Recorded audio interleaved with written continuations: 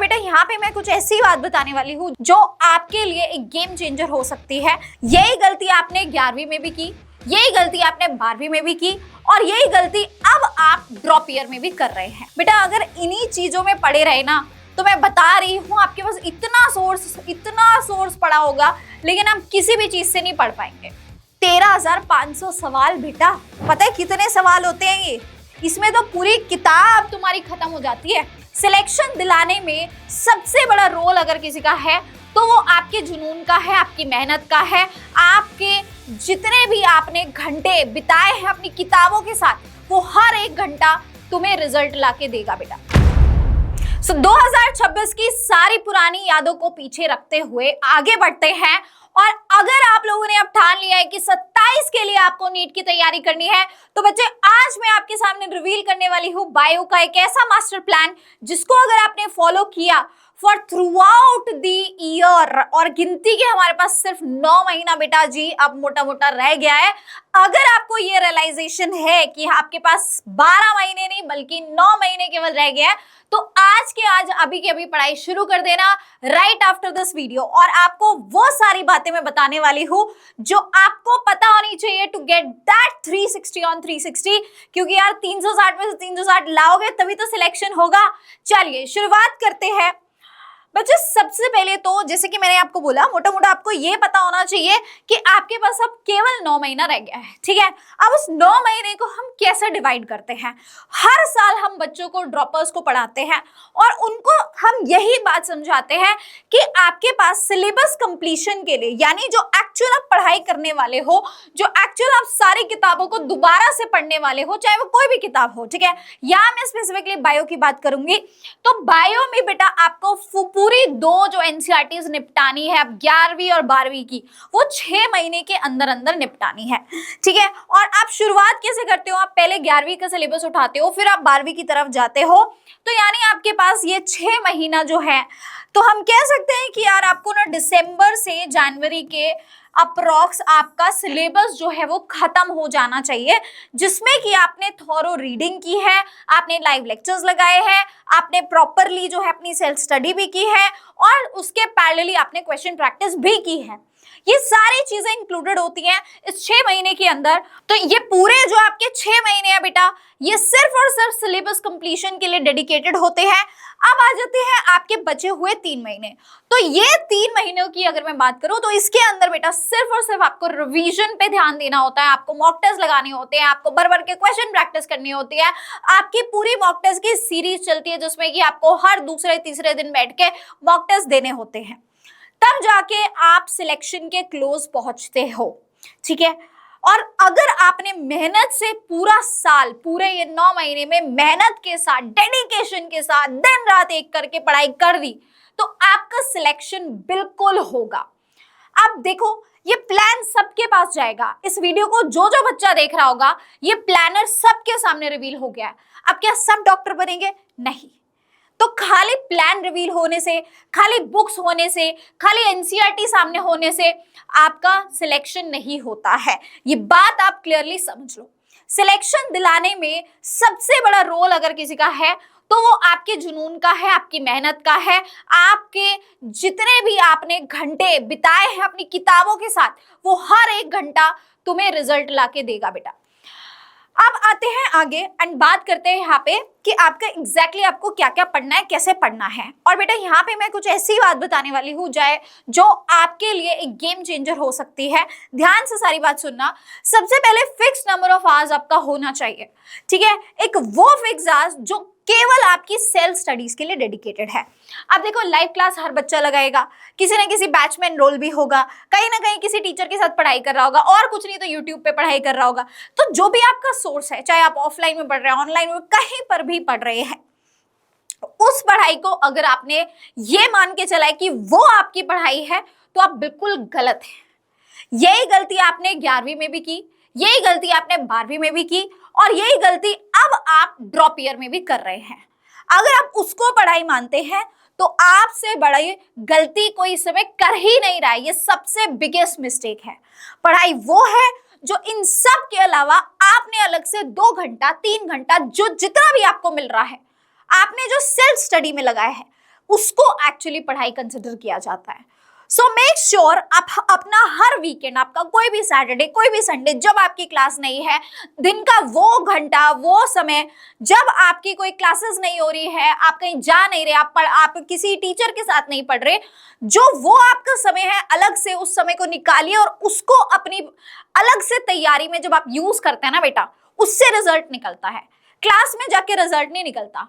Class में आपको teacher पढ़ाएगा, समझाएगा, सब कुछ कराएगा, लेकिन आपका उधर कहा, मतलब आपका तो कोई रोल ही नहीं रहा ना, वो तो सबको बढ़ाया गया है, लेकिन आपकी मेहनत का है। आपकी मेहनत तब दिखती है जब आपने सेल्फ स्टडी की है। I hope you understand. और उसके साथ साथ आपको सेल्फ नोट्स भी बनाने होंगे। जितने भी बच्चों ने पिछले साल नोट्स नहीं बनाए और जो सिर्फ यही सोच रहा था कि इधर इस इंस्टीट्यूट के ले लूंगा, है ना, किसी दोस्त के ले लूंगा, टीचर से मांग लूंगा, हैंड रिटन नोट्स ले लूंगा, बेटा अगर इन्हीं चीजों में पड़े रहे ना, तो मैं बता रही हूं आपके पास इतना सोर्स पड़ा होगा, लेकिन आप किसी भी चीज से नहीं पढ़ पाएंगे। बेस्ट सोर्स होता है खुद के हाथ से लिखे हुए नोट्स। और जब तक इस कलम को उठा के लिखोगे नहीं ना बेटा, तब तक भेजे में कुछ नहीं जाने वाला, ये बात तुम समझ लो। जब तक आप पेन को उठा के कॉपी में नहीं लिखोगे, नोट्स नहीं बनाओगे, बायो के अंदर तो मान के चलो कहीं से भी आपको रिटेंशन नहीं आने वाली है।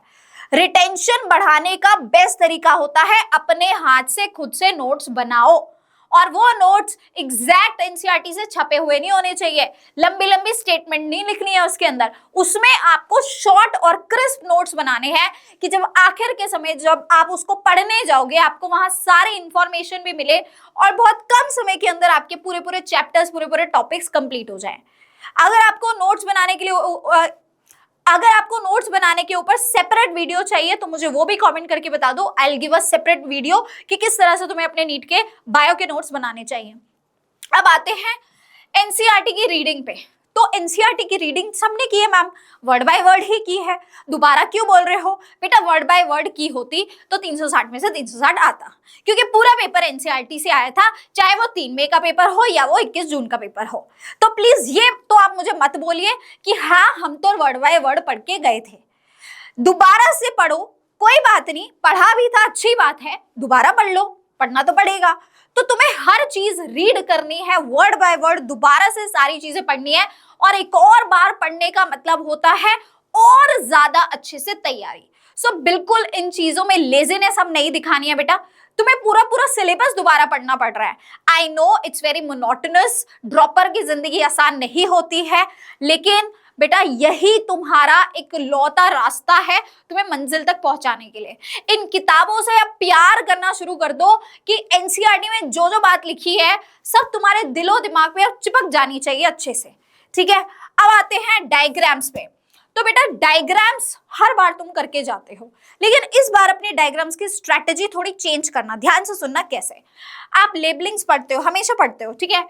डिस्क्रिप्शंस, बहुत सारे ऐसे बच्चे होते हैं जो डिस्क्रिप्शंस को मिस कर देते हैं। अगर तुम उनमें से हो, डिस्क्रिप्शन अच्छे से पढ़ना है बेटा। बहुत सारी ऐसी चीजें होती हैं जो टेक्स्ट में नहीं लिखी है, वो डिस्क्रिप्शन में लिखी होती हैं। बहुत सारी ऐसी चीजें हैं जो डिस्क्रिप्शन में नहीं लिखी, वो टेक्स्ट में लिखी होती है। तो उसके लिए तुम्हें डायग्राम का कंटेक्स्ट भी पता होना चाहिए। डायग्राम, वहां पे जितने डायग्राम है ऐसा होना चाहिए, ऐसे पढ़ाई करनी है कि कभी भी उठा के मैं कोई भी डायग्राम क्लास में तुमसे पूछ लूं, तुम्हें पता होना चाहिए ये डायग्राम किसके रेफरेंस में है, क्या यहाँ पे बात लिखी गई थी, किस टॉपिक का ये डायग्राम है। जब तक तुम्हारा वो लेवल अचीव नहीं हुआ ना, समझ जाना कि अभी तुम्हें बहुत मेहनत करने की जरूरत है। नेक्स्ट आ गया तुम्हारा proper list of all the scientist. ये तुम करोगे, हालांकि अगर इसमें तुम्हें कोई भी हेल्प लगती है यू कैन आस्क मी। तुम हमारी पुरानी वीडियोस उठा के यूट्यूब पे से देख सकते हो, वहां पे हमने ये सारी चीजें बनाई है। कोई पीडीएफ अगर तुम्हें चाहिए तो हमसे ले सकते हो, बल्कि अगर मैं कहूंगी कि खुद से अगर हाथ से बैठ के बेटा किसी एक दिन बैठ जाओ, ठीक है, कोई एक दिन खाली दिन है, उठा के कुछ नहीं करना, सारे साइंटिस्टों के नाम लिख दो, सारे डायग्राम्स जितने भी 11वीं 12वीं के सारे चैप्टर के डायग्राम्स, सारे न्यूमेरिकल्स, जितने भी न्यूमेरिकल्स तुम्हारे होते हैं, चाहे वो रिप्रोडक्शन, सेक्सुअल रिप्रोडक्शन में हो, जेनेटिक्स में सबसे ज्यादा मिलेंगे, इकोलॉजी का एक आधा, जितने भी फॉर्मूलाज तुमने आज तक पढ़े हैं सारे फॉर्मूलाज एक जगह लिख दो उठा के, ठीक है। सारे के सारे डेटा, जितने भी डेटा होते हैं, जैसे कि ई कोलाई का कितना आपका डीएनए होता है, मतलब बेस पेयर कितना है, तो इस तरह का जितना डेटा है, उठो एक दिन किताब उठाओ, बैठो और लिख डालो। ये तुम्हारे पास में, दिस इज वेरी इंपॉर्टेंट। मैं ये नहीं कह रही कि ये आज ही कर लो, अभी कर लो, बट इन 6 महीने के अंदर अंदर जब तुम्हें समय मिल रहा है, धीरे धीरे ये वाला task, this is like your homework बेटा, ये तुम्हारा होमवर्क है। इसको करोगे ना, इसके साथ साथ बहुत चीजें तुम्हारी क्लियर होंगी। तुम्हें ये पता रहेगा वो साइंटिस्ट का नेम कहाँ से आया, कौन सा टॉपिक था, कौन सा लेक्चर था। भाई मैं बता रही हूँ, अगर तुमने ये वाला होमवर्क कर लिया इन 6 महीने के अंदर अंदर, और जितना जल्दी करोगे उतना तुम्हें फायदा होगा। तो ये डेटा तुम्हारे पास एंड जब पेपर आने वाला होगा, जब लास्ट के 3 महीने होंगे, उससे पहले ये डेटा तुम्हारे पास रेडी होना चाहिए।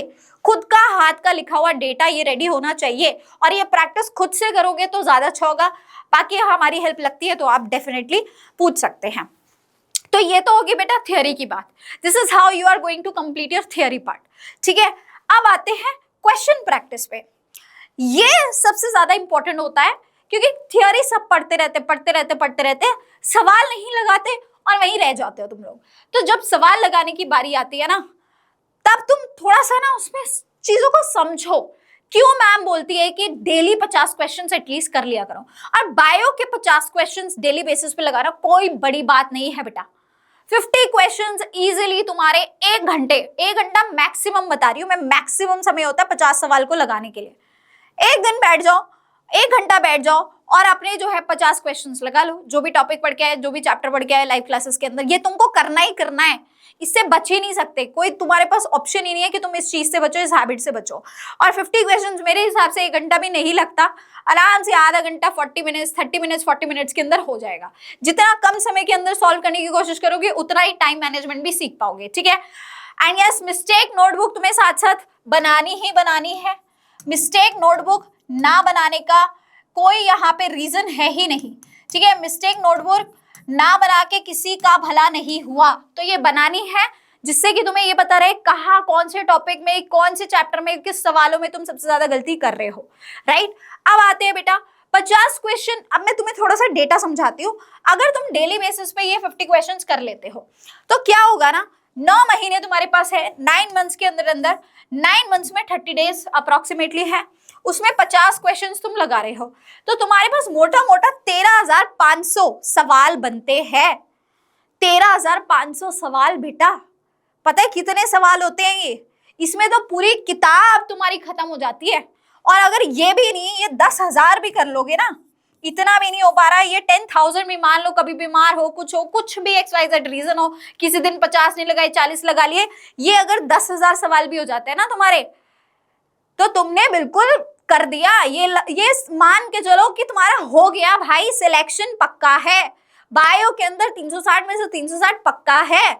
प्रोवाइडेड एक्यूरेसी भी होनी चाहिए क्वेश्चंस में, ये नहीं कि सारे सवाल गलत किए जा रहे हो। कोई सवाल गलत हो रहा है, ये मिस्टेक नोटबुक बनानी है, ठीक करना है, कॉन्सेप्ट को दोबारा पढ़ना है, फिर से उसी टॉपिक के सवाल लगाने हैं। I hope it's clear. And yes, 3 months, बाकी के जो लास्ट के 3 महीने होते हैं उसके अंदर सिर्फ तुम्हें मॉक टेस्ट के ऊपर ध्यान देना है बेटा जी। और इस मॉक टेस्ट को जब तुम करोगे तो यहाँ पे ये नंबर तुम्हारा और बढ़ जाएगा, ये ऑटोमेटिकली तुम्हारा नंबर बढ़ जाता है। तो मॉक टेस्ट तो तुम्हें हम भी कराएंगे, सवाल भर भर के तुम्हें हम भी कराने वाले हैं, तुम्हें अपने लेवल पे भी मॉक टेस्ट करने होंगे। यही एक तरीका है, अगर तुम ये पूरा फॉलो कर लेते हो ईमानदारी के साथ में, और हाँ, through out this journey consistently तुमको पढ़ाई करनी है।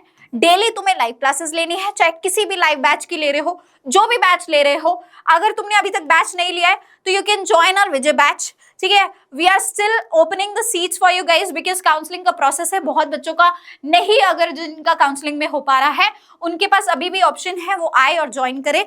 This is the batch, best batch ever. DC Pandey sir खुद तुम्हें आके फिजिक्स यहाँ पे पढ़ा रहे हैं। बाकी मुझे ज्यादा बोलने की जरूरत है ही नहीं इस बैच के बारे में, ऑलरेडी हमारे पास इतने बच्चे एनरोल हो चुके हैं। So if you also want to be a part of this elite batch, it's still open for you guys.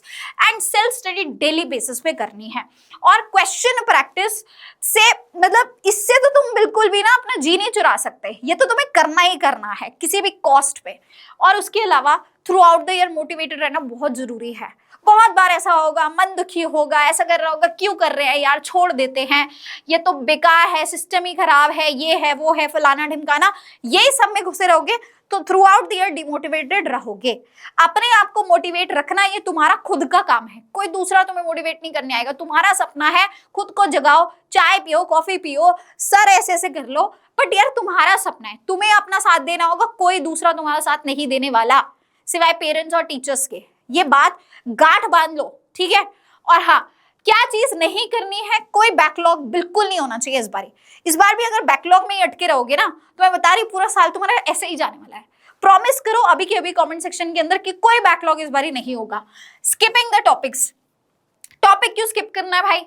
बहुत सारे मैंने ऐसे बच्चे देखे हैं, चल यार नहीं समझ में आ रहा, छोड़ो आगे बढ़ो। क्यों भाई? उसी टॉपिक से 4 सवाल आगे फिर क्या करेगा? ये गलती बिल्कुल नहीं करनी। जो टॉपिक नहीं समझ में आ रहा है, चाहे वो कोई भी सब्जेक्ट का हो, यहाँ मैं बात बायो की कर रही हूँ, क्लास में आओ, पूछो, डाउट क्लियर करो। अगर अब भी डाउट्स लेके बैठे रहे ना, तो बेटा तुम्हारा कल्याण हो जाएगा अच्छे वाला पेपर के अंदर, ठीक है। और फिर आते हैं प्रोक्रेस्टिनेशन, जो तुम्हारा फेवरेट काम होता है। आज नहीं कल कर लेंगे, अभी नहीं 1 घंटे बाद कर लेंगे, अच्छा 1 आवर 15 मिनट्स हो रहे हैं, इसको 1 आवर 30 कर लेते हैं, राउंड ऑफ, है ना। ये सब करते हैं, सबको डोपामीन अच्छा लगता है, ठीक है। ये सब छोड़ दो, कष्ट दो, कभी कभी खुद को कष्ट देना भी जरूरी होता है, क्योंकि बोलते हैं ना, जब तक प्रेशर नहीं होगा तो डायमंड्स कैसे निकलेंगे बाहर। तो बेटा प्रेशर तो झेलना पड़ेगा अगर डायमंड की जरा तुम्हें शाइन सच में करना है तो। और हाँ, सोशल मीडिया से बिल्कुल दूर हो जाओ अभी के अभी। जो भी तुम्हारे इंस्टाग्राम, जो भी कहीं भी हो, तुम ट्विटर पे हो, तुम बस एक यूट्यूब अपना रख लेना, क्योंकि यहाँ पे सिर्फ पढ़ाई की काम होती है, बाकी सारे चैनल्स को अनसब्सक्राइब कर दो, ठीक है। यस, फिर आती है लेजीनेस। अगेन प्रोक्रेस्टिनेशन, लेजीनेस एक ही बात है, इन चीजों को अवॉइड करना है और सेल्फ डाउट नहीं करना, एक ही बात है। जो मैंने यहाँ बोला, थ्रू आउट द ईयर तुम्हें मोटिवेटेड रहना। All the very best and I am sure 2027 तुम्हारा साल होगा। Thank you so much.